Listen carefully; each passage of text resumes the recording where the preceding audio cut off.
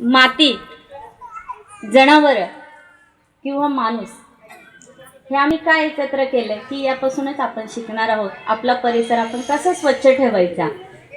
आम्ही पुण्यामध्ये महिलांना म्हणजे कचरा, सुका कचरा, ओला कचरा बाजूला कसा करायचा, कसा ठेवायचा, ओल्या कचऱ्याचं काय करायचं. पुणे शहरामध्ये अजून गायी दिसतात, त्यामुळे आम्ही सुका किंवा ओला कचरा सगळ्या त्या गायींना टाकतो. किंवा सुका कचरा आम्ही जास्तीत जास्त प्लास्टिक वापरायचं नाही, हा आम्ही सगळ्या स्त्रियांनी मिळून एक उपक्रम घेतलेला आहे. माझ्याबरोबर काही बऱ्याचशा लेडीज काम करतात, तुमच्यासारख्या बऱ्याचशा महिला भगिनी आहेत, काही मैत्रिणी आहेत. आम्ही असं ठरवलं की आपण जास्तीत जास्त सुका कचरा कसा बाजूला ठेवता येईल, ओला कचरा कसा बाजूला काढता येईल आणि त्यापासून आपण आपला परिसर कसं स्वच्छ ठेवू याची आम्ही काळजी घेतोय. आता मगाशी मॅडमनी या गोष्टीबद्दल बरंच काही सांगितलेलं आहे. त्या ह्या म्हणजे कचरा निर्मूलनमध्ये त्या आहेत, माझ्यापेक्षा त्यांना जास्त माहिती, त्यांनी जास्त काही सांगितलेलं आहे. पण जास्तीत जास्त आपल्या घरातील दुधाची पिशवी, भाजीची पिशवी हे आपण कशा ठेवायच्या किंवा आपण त्या वापरायच्या किंवा न वापरायच्या.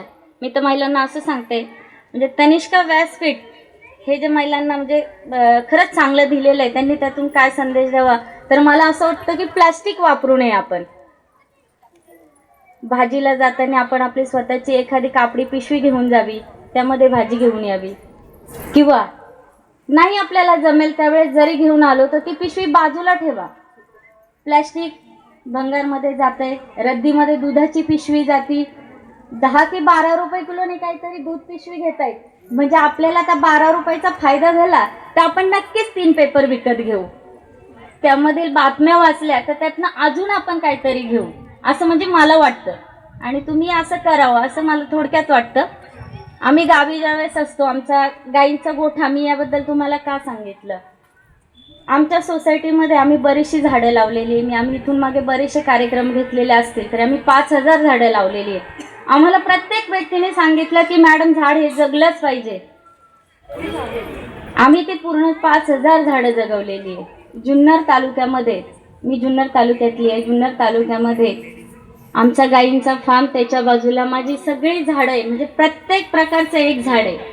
आंबा आहे, चिंच आहे, चिक्कू आहे, पेरू आहे, आवळा आहे, नारळ आहेत. 200-250 झाडं आहेत थोडी नारळाची, आत्ता नारळ आलेले आहेत. आम्ही म्हणजे आमच्या शेतातली फळं, आमच्या शेतातला भाजीपाला की ज्याला बाहेरचं रासायनिक खत हे म्हणून आम्ही बिलकुल वापरत नाही, असं आम्ही खातो.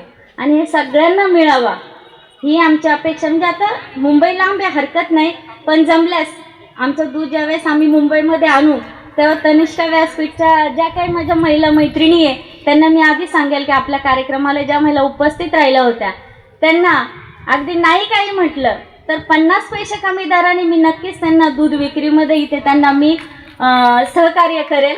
आणि तुम्ही मला सहकार्य करा. मी जास्त काही बोलत नाही आहे, बऱ्याचशा महिला आहेत बोलायला, त्यांनाही सगळ्यांना चान्स दिला पाहिजे. मी इथे आले, तुम्ही मला आमंत्रित केलं, त्याबद्दल सगळ्या महिला वर्गाचे मी खूप खूप आभार मानते. जय हिंद, जय महाराष्ट्र. नवीन वर्षाच्या सगळ्यांना हार्दिक शुभेच्छा. थँक्यू. साहेब